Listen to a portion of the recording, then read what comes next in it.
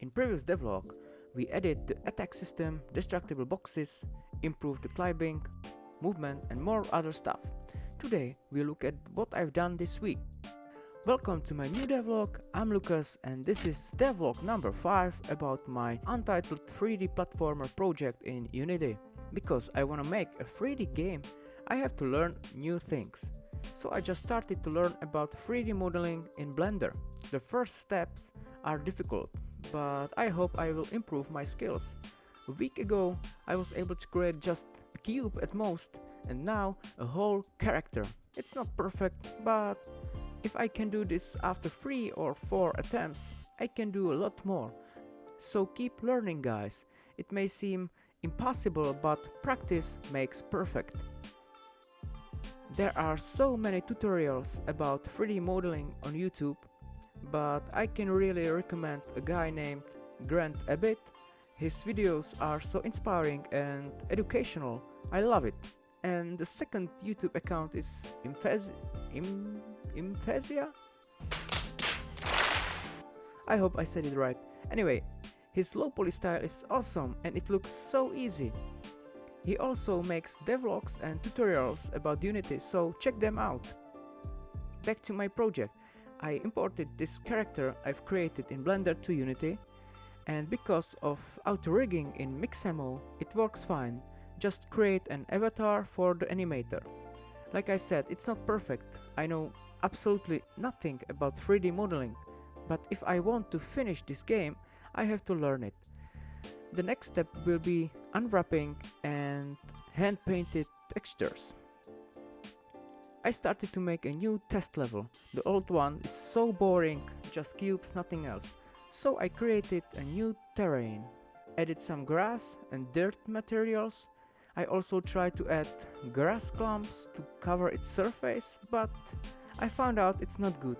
It's just a plane in 3D space. For some types of games like a first-person shooter or 2.5D platformer, it may be good enough, but in my case, it is absolutely unusable. So I was looking for new assets in the asset store, which I can use for prototyping, and I found a fantasy environment pack for free. It contains grass, trees, rocks and some materials. I added new grass details object to the level and it looks pretty good from every angle now. I'm happy with the result. Our character can use some objects now. He can push the buttons and control platforms, for example, or open doors. Options are limitless. Almost.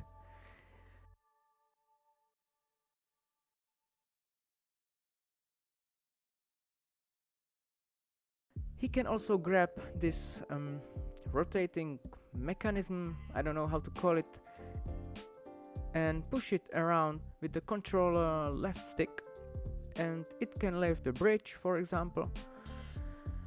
The moment he starts pushing, the camera changes its position and angle and should point at the player and the target it controls. It makes a much more interesting gameplay and the game looks more alive than just with a static camera, I think.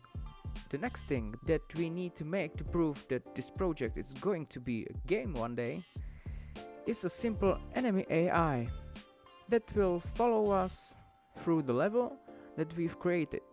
I downloaded a new character from the asset store and I began to make an enemy.